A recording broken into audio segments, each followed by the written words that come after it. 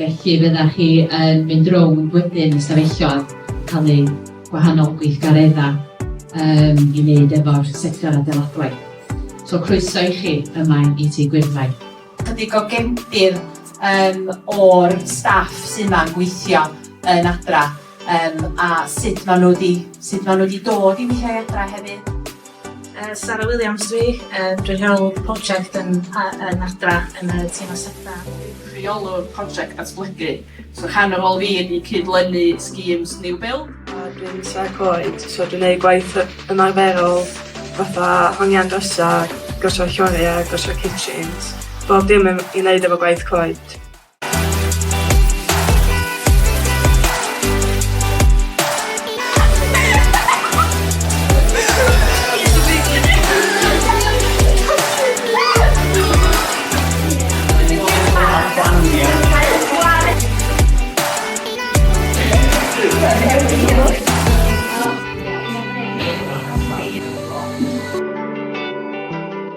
Of the properties, you'll definitely just need to have a look now. It's buttons on the red and about the gently, nice and steady. Dead easy.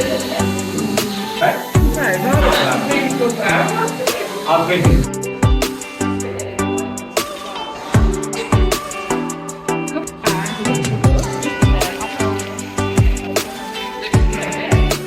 So that's the heel and that's what you've got your foot like that. Have you? There you go, right on. Perfect, that's my deal.